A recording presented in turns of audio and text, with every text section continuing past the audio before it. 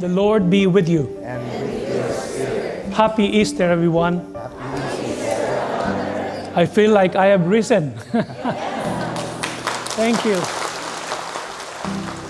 In our country, about 500,000 people right now are on dialysis. About 1/5 of those patients are listed or active for a kidney transplant. When I was diagnosed in 2019, my doctor said the disease was irreversible.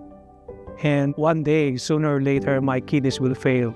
When I speak to recipients, their first response is, I don't have a donor. And usually I tell patients, if they can get a living donor transplant, that frees up the deceased donor for somebody else who don't have a choice of a living donor. It dawned on me, if I have asked my parishioners to pray for me and ask me to help them, why can't I do the same? So one of the things we've done so far is recruited a full-time living donor champion who then convinced Father Ray to mobilize his resources and then get a living donor available. Thanks to Maggie Jacobs, the living donor champion of CPMC, for sharing her story and for her willingness to extend herself to help. I have the experience as a caregiver and a donor, and so I was able to relate to him, not on a clinical level, but on a human level. Maggie's testimony, and somehow God has spoken to me. Why don't you be humble enough to share your story? From the time he was listed to transplant, it was 6 months.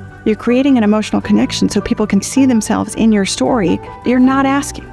You're simply sharing your need, and you're giving people an opportunity to do something beautiful for you. And lo and behold, the parishioners knew what had happened, and when they read my appeal for a living donor, almost 40 people came forward to the hospital that they could be my potential living donor. At first, Father Ray already opened up to me about his health condition. I heard about the need for transplant. The fact that his donor turned out to be his friend, I think made it very special. I had a good match, not just a kidney, but a holy kidney. The thing that makes CPMC kidney transplant program special is our ability to provide a very personal evaluation process. We don't want the donor to donate their kidney and ever end up on dialysis themselves. And sometimes making multiple calls between colleagues and other experts in the department to ensure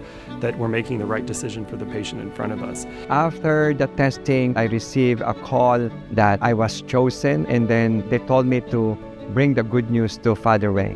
And so while I'm waiting, patiently waiting, doing dialysis in between, until Father Francis came to the picture.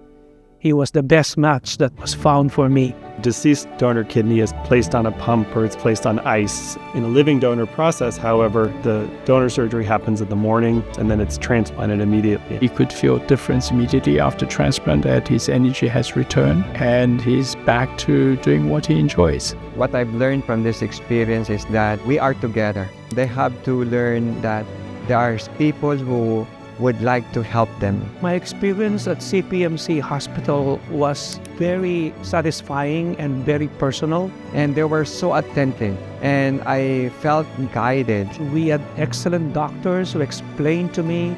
The whole team of Sutter Health would be supporting my care team. Now we have this great collaboration, and this was all because Father Francis shared his kidney to me. I am just an ordinary Joe.